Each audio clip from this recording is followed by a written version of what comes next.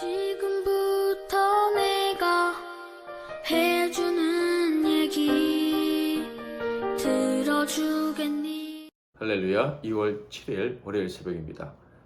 왜 날 사랑하나 찬양 올려드리겠습니다. 예수님 날 위해 죽으셨네. 왜 날 사랑하나. 겸손히 십자가 지시었네. 왜 날 사랑하나. 왜 날 사랑하나. 왜 날 사랑하나. 왜 주님 갈보리 가야 했나. 왜 날 사랑하나. 손과 발 날 위해 찢기셨네. 왜 날 사랑하나. 고난을 당하여 구원했네. 왜 날 사랑하나. 왜 날 사랑하나. 왜 날 사랑하나. 왜 주님 갈보리 가야 했나. 왜 날 사랑하나. 내 대신 고통을 당하셨네. 왜 날 사랑하나. 죄 용서 받을 수 없었는데 왜 날 사랑하나. 왜 날 사랑하나. 왜 날 사랑하나. 왜 주님 갈보리 가야 했나. 왜 날 사랑하나.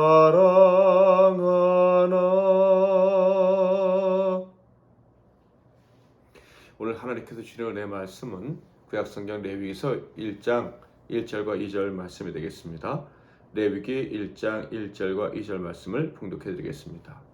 여호와께서 회막에서 모세를 부르시고 그에게 말씀하여 이르시되 이스라엘 자손에게 말하여 이르라. 너희 중에 누구든지 여호와께 예물을 드리려거든 가축 중에서 소나 양으로 예물을 드릴지니라. 아멘. 오늘은 하나님께 예물을 드리려거든, 하나님께 예물을 드리려거든 이란 제목으로 하나님 말씀을 상고하겠습니다. 오늘 말씀 제목처럼 하나님께 예물을 드리려면 어떻게 해야 합니까? 우리는 그 방법들 중에 가장 중요한 것이 바로 제물을 드리는 것, 제사를 드리는 것이다 라고 알고 있습니다. 그래서 하나님께 예물을 드리려거든, 여호와께 예물을 드리려거든 이라고 시작되는 레위기 1장에는 바로 번제, 즉 번제로 드리는, 다 태워서 드리는 제사에 대해서 말씀해 주죠. 3절을 볼까요? 그 예물이 소의 번제이면 흠없는 수컷으로 회막문에서 여호와 앞에 기쁘게 받으시도록 드릴지니라. 그리고 이어서 2장부터 7장까지 5대 제사에 대해서 가르쳐 줍니다. 5대 제사는 번제, 소제, 화목제, 속죄제, 속건제 이렇게 5가지죠. 예물을 드린다는 것, 이것은 바로 이 5가지의 제사를 하나님께 올려드리는 것이다. 그것이 가장 중요하다라고 가르쳐 준다고 할 수 있겠습니다. 번제는 일반적인 제사로 제물을 다 태워서 드리는 제사를 말하고요. 소제는 곡식 가루를 들여서 드리는 제사입니다. 그리고 화목제는 화목을 위한 제사, 속죄제는요 알고 지은 죄를 용서받기 위해서 드리는 제사입니다. 그리고 마지막 속건제는요 부지 중에 알지 못하고 지은 죄를 용서받기 위해서 하나님께 올려드린 제사이죠.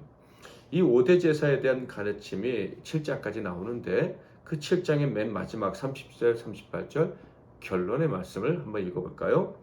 이는 번제와 소제와 속죄제와 속건제와 위임식과 화목제의 규례라. 여호와께서 시내 광야에서 이스라엘 자손에게 그 예물을 여호와께 드리라 명하신 날에 시내산에서 이같이 모세에게 명령하셨더라. 정말로 7장까지 이 5대 제사에 대해서 말씀하고 있다. 그러므로 예물을 드린다는 것은 제사를 드리는 것이다 라고도 봐도 무방하다라는 것을 확인할 수가 있습니다. 이렇게 하나님께 예물을 바치는 가장 중요한 과정인 제사에 대한 말씀은 모세가 하나님께 직접 받은 것입니다. 1장 1절 여호와께서 회막에서 모세를 부르시고 그에게 말씀하여 이르시되 여호와께서 모세를 회막에서 만나셔서 직접 만나셔서 알려주신 것이 바로 이 제사법이다. 예물을 드리는 법에 대한 것이다 라는 거예요. 출애굽한 지 얼마 되지 않아서 시내산에 있는 시내광야에 도착했을 때 하나님이 부르셔서 가르쳐 주신 것입니다. 여기서 예물을 드리는 방법, 곧 하나님께 제사하는 규례에 대해서 하나님께서 먼저 말씀하셨다는 것이 아주 중요합니다. 사람이 제사법을 만든 것이 아니다라는 거예요. 다시 말해서 이 이방신들 섬기는 사람들, 우상 숭배자들이 신의 은총을 잊기 위해서 어떤 수단으로서 제사를 어떻게 창조해서 제정해서 드리는 것과는 완전히 다른 차원의 것이다 라는 것입니다. 제사법을 사람이 만든 것이 아니라 하나님이 먼저 제안하셨다는 것이 왜 중요합니까? 무엇보다 예물이나 제사는 하나님을 설득하는 도구가 될 수 없다는 것을 가르쳐 준다는 점에서 아주 중요하죠. 신을 설득하려는 시도는요, 이방신을 섬기는 자, 우상 숭배자들이 하는 일입니다. 하나님을 섬기는 자들은 그런 일을 할 필요가 없어요. 이 점에 대해서 예수님도 분명히 말씀해 주셨죠. 마태복음 6장 7절 또 기도할 때 이방인과 같이 중언부언하지 말라. 그들은 말을 많이 하여야 들으실 줄 생각하느니라. 예수님의 이 말씀을 하나님을 설득하려 하지 말라는 것이에요. 하나님을 설득하는 것이 의미가 없다라는 것인데 그 이유를 이렇게 말씀하셨죠. 그러므로 그들을 본받지 말라. 구하기 전에 너희에게 있어야 할 것을 하나님 너희 아버지께서 아시느니라. 하나님이 다 아시는데 설득할 필요가 뭐가 있겠습니까? 그렇다면 우리의 기도는 무엇입니까? 우리가 하나님 뜻을 알게 해달라고 기도하는 것이죠. 하나님 뜻을 바꿔달라고 하는 것이 아니라 우리가 하나님 말씀에 순종할 수 있게 해달라고 하는 것이 기도의 가장 중요한 요소다. 예수님은 바로 이 중언부언하지 말라. 구하기 전에 있어야 될 것을 아신다라는 말씀을 하신 후에 바로 바른 기도를 가르쳐 주셨는데 바로 그것이 주기도문입니다. 시간이 될 때 이 주기도문의 내용을 잘 묵상해 보시면 큰 영적 유익을 얻을 수 있을 것입니다. 자, 그렇다면 하나님께서 먼저 예물을 드리는 법, 그 제사하는 방법을 가르쳐 주신 이유가 무엇일까요? 그래서 하나님께서 사랑하시는 자녀들과 관계를 회복하고 더 좋은 관계를 유지하시기 위하심입니다. 그러니까 하나님께서 가르쳐 주신 제사에는요, 엄청난 사실, 은혜로운 사실이 전제되어 있는 거예요. 바로 제사하는 자들, 하나님께 예물을 드릴 수 있는 자들은 이미 하나님께 선택을 받았고 또 하나님께 영원한 사랑을 받을 자격을 얻은 사람들이다라는 것입니다. 그러니까 하나님께 제사를 드리는 사람은 완전히 다른 차원에 있다는 말씀이 맞는 거예요. 우상 숭배자들은 그들에게 신의 호의를 이끌어내려고 뭐 옷도 찢고 뭐 그런 일도 있지 않습니까? 몸도 찢고 과격하게 행동하면서 요란한 소리를 내면서 제사를 하는 것입니다. 설득하려고, 신을 설득하려고 열심히 하는 거죠. 그러나 하나님께 제사하는 자들은 그런 의도를 가지고 하나님께 나갈 필요가 전혀 없는 것입니다. 하나님의 사랑을 받아 제사를 드리는 자들은 그런 목적을 가질 필요가 없어요. 하나님은 이미 다 아시는데, 그리고 하나님은 끝까지 사랑하시겠다고 약속을 주셨는데, 내가 너에게 너무 관심이 많다고 하셨는데 뭐 하나님께 관심을 끌려고 요란한 행동을 하거나 소리를 낼 수 있겠습니까? 낼 필요가 있겠습니까? 그럴 필요가 전혀 없는 거예요. 그러므로 하나님께서 우리에게 제사를 명하셨다 하는 이유는 너 좀 제사 제대로 해봐서 내 관심을 끌어봐, 나를 기쁘게 해봐, 이런 목적으로 제사를 명하신 게 아니에요. 하나님의 은혜를 받았으면서도, 하나님의 은혜를 알면서도 하나님을 멀리하고 있는 이 연약한 자들이 하나님께 돌아와서 하나님과 좋은 관계를 회복할 수 있는 길을 열어주시려고, 하나님의 자녀이면서도 하나님을 멀리했던 그 상태에서 회복시켜 주시려고 그 길을 열어주신 게 바로 제사법을 가르쳐 주신 것이다 라는 거예요. 그러니까 하나님 입장에서 하나님께 드리는 사람들이 우리가 하나님께 드리는 예물, 하나님께 드리는 이 제사의 가장 큰 목적은 바로 자기 백성들과 좋은 관계를 유지하시는 것이다.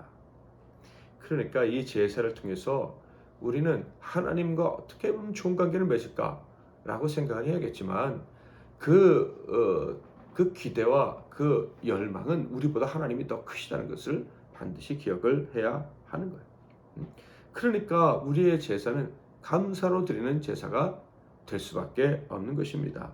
왜 날 사랑하나? 왜 날 위해 죽으셨나? 왜 나 같은 자와 좋은 관계를 맺으려고 하시나? 아니 이미 좋은 관계를 맺었음에도 불구하고 자꾸 우리가 그 관계를 깨고 거역함에도 불구하고 또다시 좋은 관계를 맺으시겠다고 회복하시겠다고 부르시나? 이런 감격을 가지고 하나님께 나아가 제사를 드려야 하는 거예요. 그러므로 사실 하나님께 제사를 드리는 사람들은 우상 숭배자들보다 더 큰 정성을 가지고 하나님께 나아가 제사를 드려야 되는 거예요. 우상 숭배들처럼 사랑을 얻을 수 있을까? 그럴 확률이 있을까? 라는 걸로 제사하는 게 아니지 않습니까? 사랑을 주시기 위해서 기다리시는 하나님, 우리가 깨버린 관계를 어떻게 해서든지 회복시켜 주시려는 그 하나님, 오히려 하나님이 구걸하시는 것처럼 느껴지는 그런 상황에서 우리가 제사를 드리는 것입니다. 참으로 신비한 사랑 앞에 우리가 제사하는 것이니 우리는 더 큰 감사와 더 큰 정성을 가지고 나아가서 제사를 드려야 마땅한 것입니다. 그래서 2절에 이런 말씀도 하셨죠. 이스라엘 자손에게 말하여 이르라 너희 중에 누구든지 여호와께 예물을 드리려거든 가축 중에서 소나 양으로 예물을 드릴지니라. 하나님께 제사를 드릴 때는 가축 중에서 소나 양으로 드려야 된다. 이렇게 말씀하십니다. 이 말씀은 야생동물을 잡아서 드려서는 안 된다라는 거예요.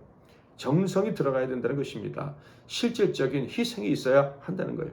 제사상의 손해를 각오하고 하나님께 제사를 드려야 된다. 예물을 드려야 된다는 거예요. 하나님께서 허락하신 땅에서 노동할 기회를 주신 그 노동의 대가를 가지고 나와서 하나님께 제사를 드려야 된다.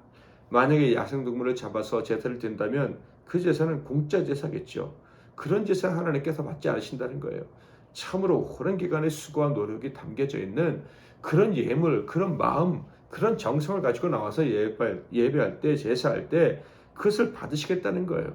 그래서 이 하나님의 뜻을 이 제사의 정신을 잘 알았던 다윗은 이런 말을 했습니다. 나는 공짜 제사는 드릴 수 없다. 사무엘하 24장 24절 왕이 아라우나에게 이르되 그렇지 아니하다. 내가 값을 주고 내게서 살리라. 값 없이는 내 하나님 여호와께 번제를 드리지 아니하리라 하고 다윗이 은 50세겔로 타작마당과 소를 사고.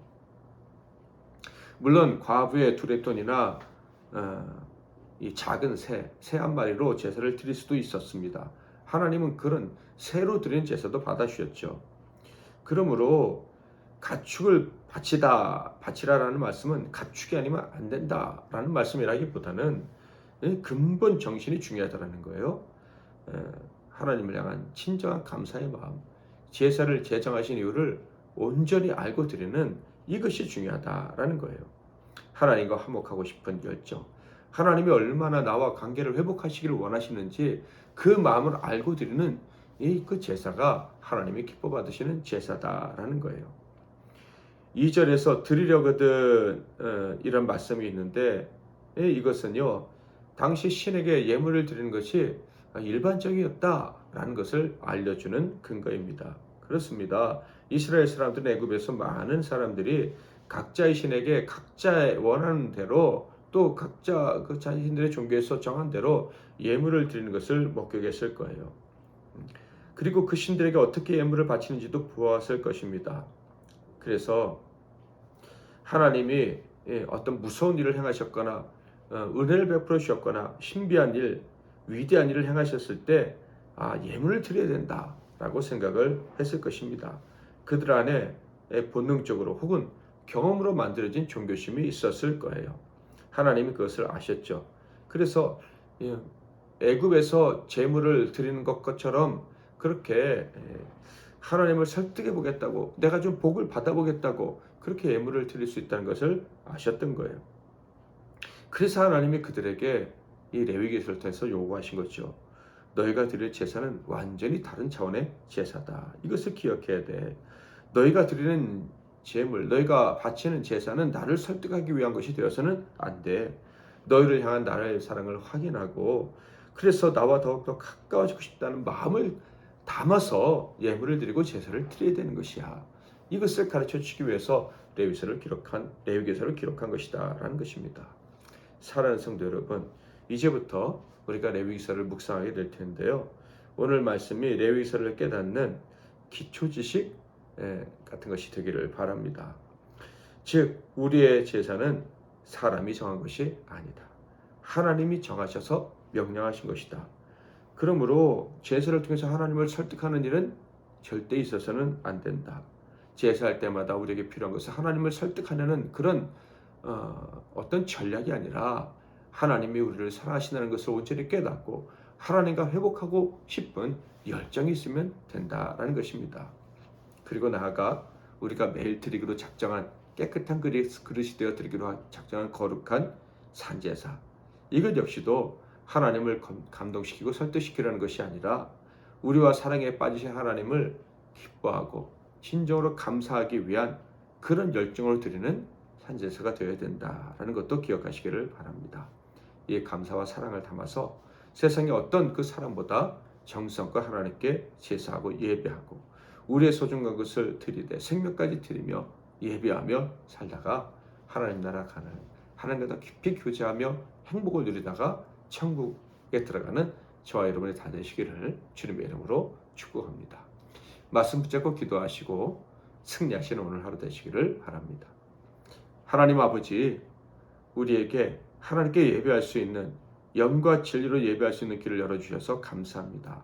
이 예배, 이 제사, 그리고 우리가 드리는 모든 정성스러운 최선을 다한 제물은 하나님이 우리에게 주신 큰 사랑에 대한 보답, 우리와 같은 자와 관계를 회복하시고 아름다운 교제를 맺으며 살아가기 원하시는 하나님을 향한 감사의 마음을 담은 것임을 하나님 오늘 깨달았사오니 늘 이 사실을 기억하고 하나님께 산제사로 우리 모든 것을, 우리 삶을 드리며 살아가는 우리가 되게 하옵소서. 예배할 때마다, 제사할 때마다, 예물을 드릴 때마다 하나님 우리를 얼마나 사랑하시는지, 우리가 얼마나 좋은 관계를 맺기를 원하시는지 기억하고 감사하게 하옵소서. 예수 그리스도 이름으로 기도하옵나이다. 아멘.